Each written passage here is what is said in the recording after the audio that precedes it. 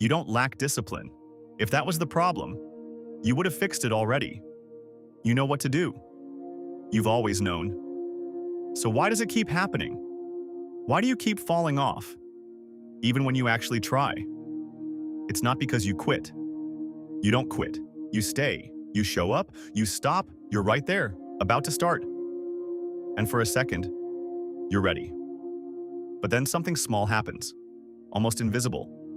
A feeling. Not pain, not fear, just resistance. A quiet pressure, a weight you can't explain.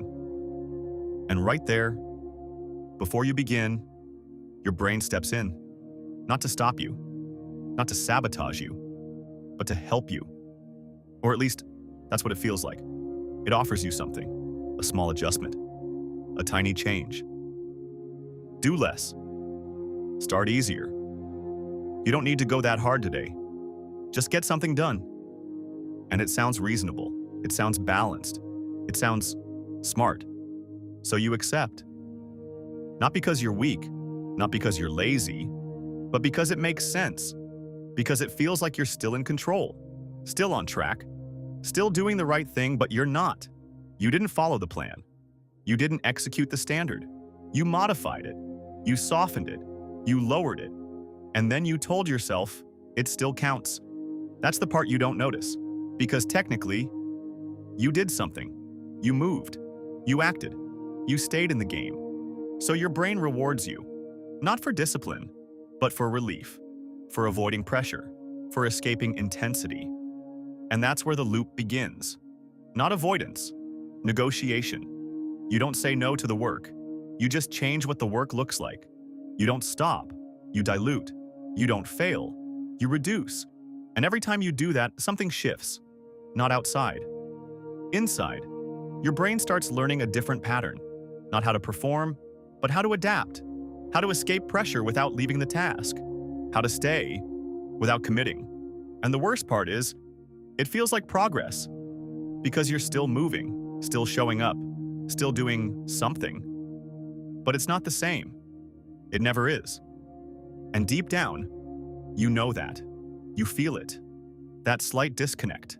That quiet awareness that what you're doing is not what you said you would do.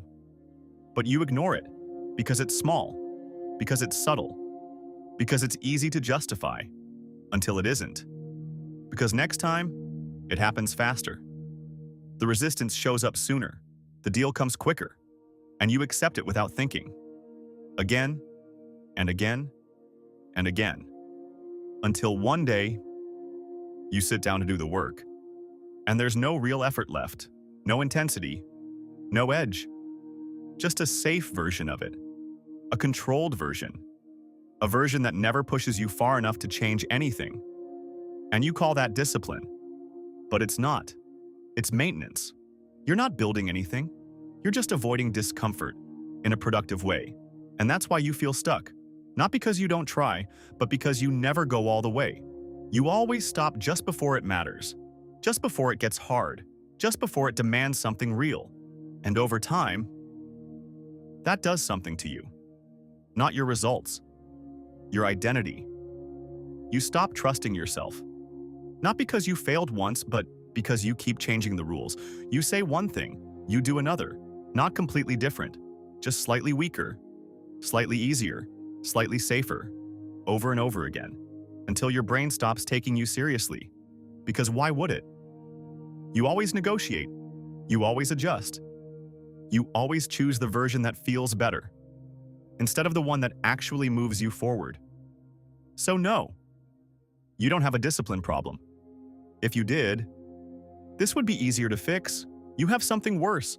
You have an integrity problem. You don't break your habits. You dilute them. You don't quit. You negotiate every single time. And now, you can see it. Every time you lower the standard. Every time you make it easier. Every time you tell yourself, it still counts. You'll know exactly what you're doing. You're not progressing. You're negotiating. And the more you do it, the harder it becomes to ever stop.